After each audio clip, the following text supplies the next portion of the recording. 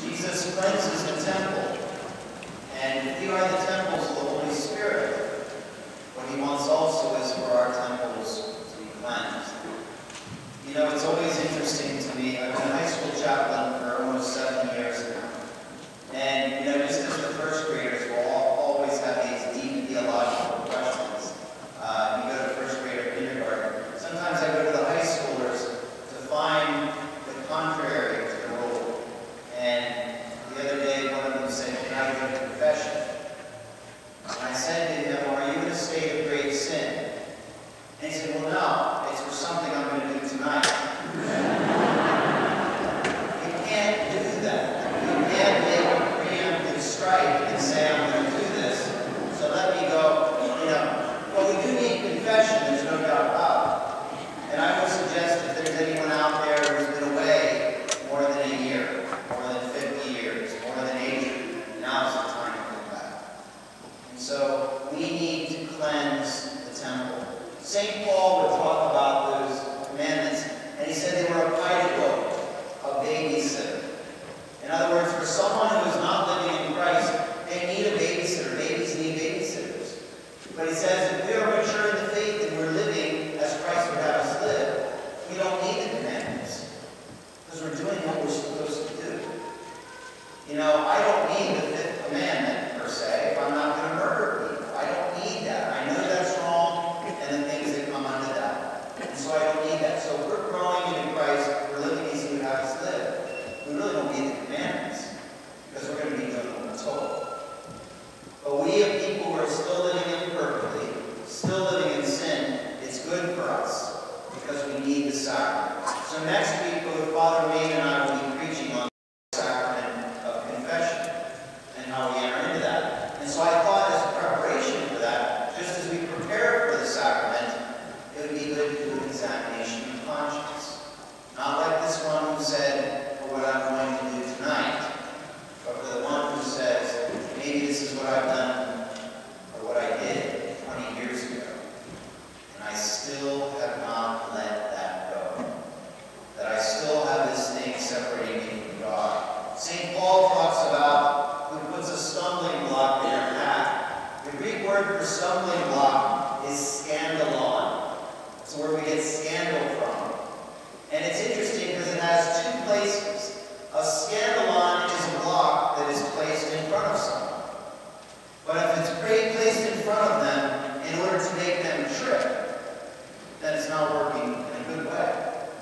But if it's placed in a pitfall that they might fall into, and now it's a stepping stone, then it's placed in a good way. And so this stumbling block can be for us a stepping stone, or it can be a hindrance keeping us from God. So let's examine our conscience. The first commandment, "You shall have no other gods." You might say, "I don't commit unworshipable son God." But if money is my God, or my job is my God, if my hobby is my God, if these things come between me and my relationship with God, then they are false idols.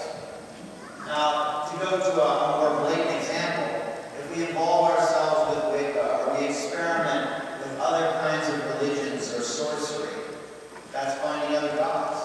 If we regularly visit a psychic and we believe what they're telling us and live our life accordingly, that's another god. If we use Ouija boards, if we go to seances, all these other things that are trying to bring power to our hands instead of trusting in what God has for us, that's holding things higher than God in our life.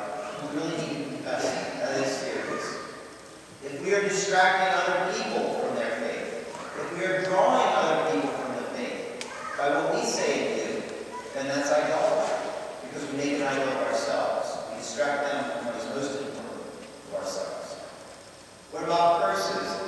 Sometimes I will say to the high school students, "How's your language?" I'll say, "Well, I got to be in Spanish last semester." No. Are you cursing? Are you cursing? "Well, I curse by myself," or "It's a bad habit, I got to break it." Or are you going to break it? Are you going to work on it? Or are you just going to kind of let it go? And in our curses, we use the Lord's name in that.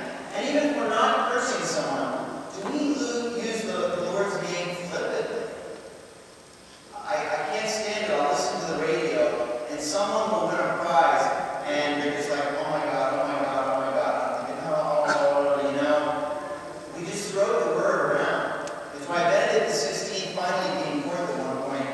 said, we're not going to let you use Yahweh in psalms or anything anymore, because we take these words for God, we throw them around like they're equal to any other. So we have to be so careful about that. The third commandment, by keeping holy the Sabbath day. That doesn't mean that we come to Mass on Sundays and holy days of obligation. It means we celebrate Mass on Sundays and holy days. Anybody can walk in his door and attend Mass. The doors are unlocked. And some of us do that for a path. To celebrate Mass means I sing with the voice that God gave me, whether it's good, bad, or indifferent. It means that I pray and that I actively enter into worship. Do I come in always late to Mass? After the opening hymn, the beginning prayer, let alone after the homily or the gospel? Do I consistently leave Mass after communion? I mean, if a stranger were walking by, they would think, wow, isn't that interesting? Part of the rite ends after communion, and the other part of the rite ends after the priest gives a final blessing and the exit. It's embarrassing for me, I have to tell you. Sometimes I'll be walking over from the rectory to prepare for the next Mass, and there are people leaving the church. And this is how they leave the church. So God forbid I see their face, and like they turn to stone or something. No. But it's embarrassing for me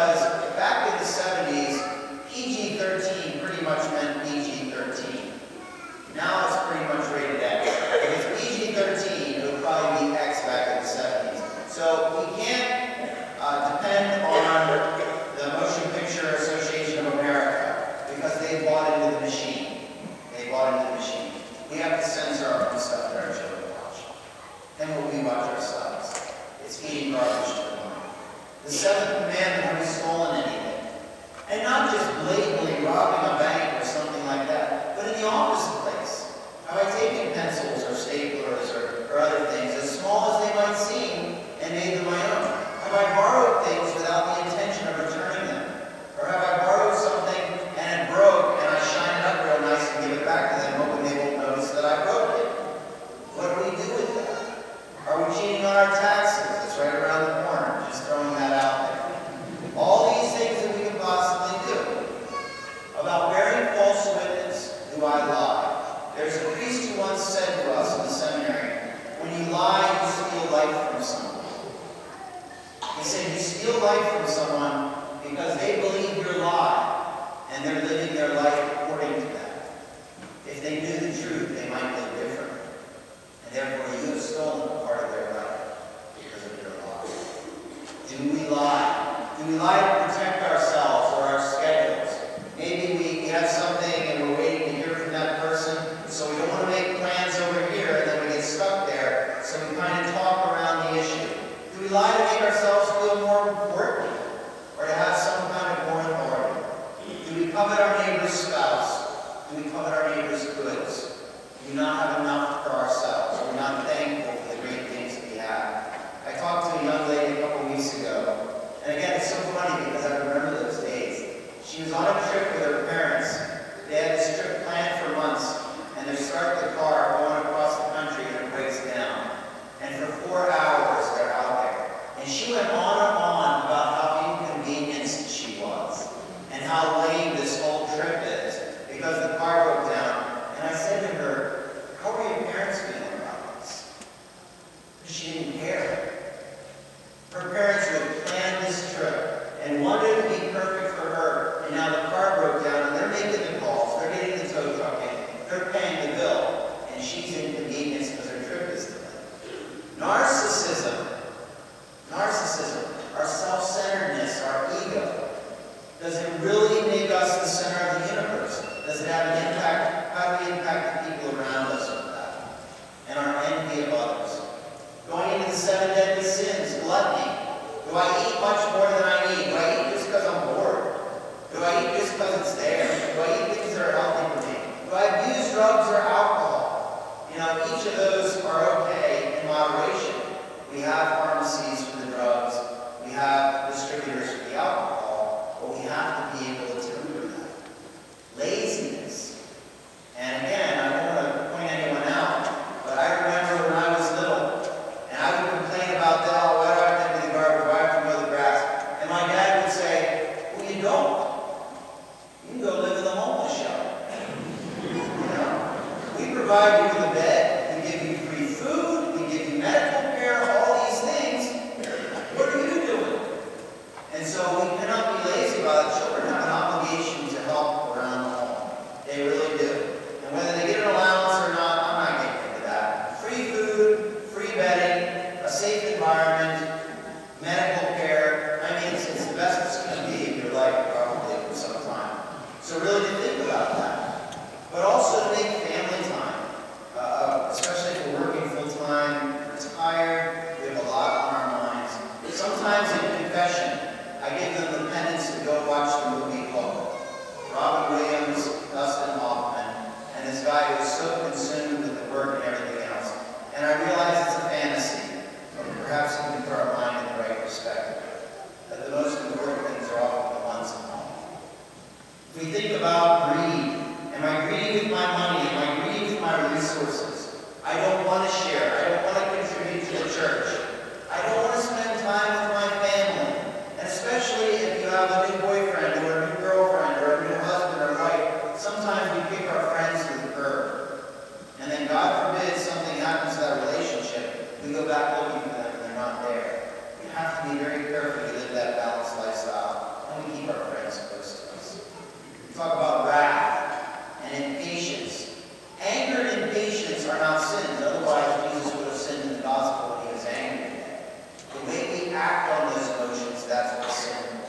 And so if we're impatient, so we lash out at people, or we talk back at people, or we just cut them off, we don't give them the time to leave. Pride. Do I become the center of the universe? Do I do things so people can see me doing things? So they give me compliments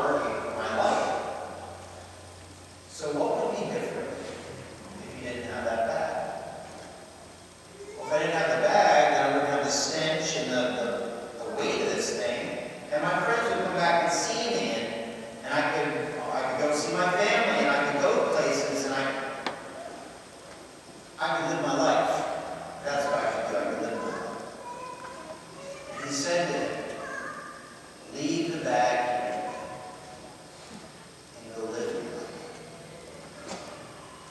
That is the sacrament of reconciliation. We know what